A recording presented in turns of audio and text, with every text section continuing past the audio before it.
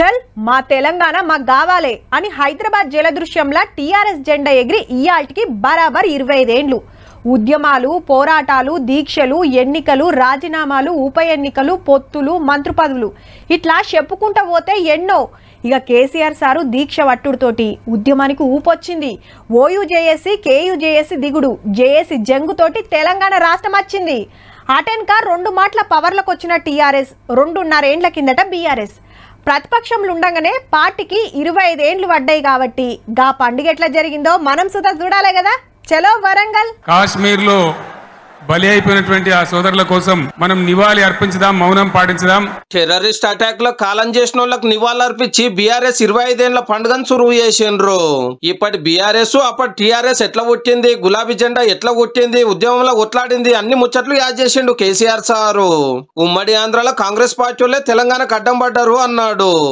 ఆనాడైనా ఏనాడైనా ఈవెన్ ఈనాడైనా తెలంగాణకు villain number 1 Congress party అని మనవి చేస్తా ఉన్నా. తెలంగాణ వచ్చినాక 10 ఏళ్లు ఏలుబడి చేసి ఏమేం పనులు చేసింది మొత్తం చెప్పుకొచ్చిండు. కాంగ్రెస్ ఇచ్చిన హామీలు అమలు చేస్తలేరు, పబ్లిక్ ఏం ఫాయిదా కాలేదు, రాష్ట్రాన్ని నాగం చేస్తున్నారని గరం అయ్యిండు.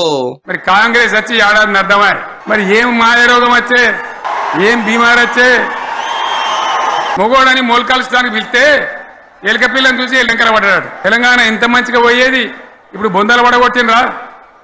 ఎంత ఘోరమైనటువంటి ఫలితం మనం చూస్తున్నాం. ఇవాళ సారు గిట్లా మాట్లాడుతుంటే అటుకెళ్ళి సీఎం అనుకుంటా కారు కార్యకర్తలు ఊకు అడ్డం పడుతుంటే వరకు గిట్లా గుస్సా అయ్యిండు.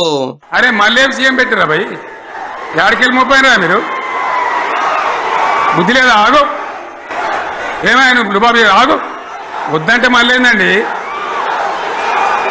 ఇవాళ రాజశేఖర వాళ్ళు అది మనోడేనా?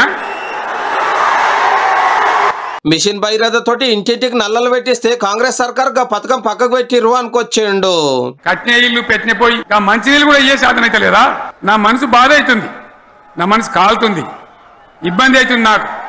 నా కళ్ళ ముందటనే తెలంగాణ ఇట్లా కావడం నాకు దుఃఖం కలిగిస్తా ఉంది. నేను ఆవేదనతో చెప్తున్నా ఈ మాట. హైడ్రా తెచ్చి పేదోళ్ళ ఇండ్లు కూలుస్తున్నారని గుస్సా అయ్యిండు. ఎటువంటి శని నెత్తి మీద పెట్టుకున్నాం మనం.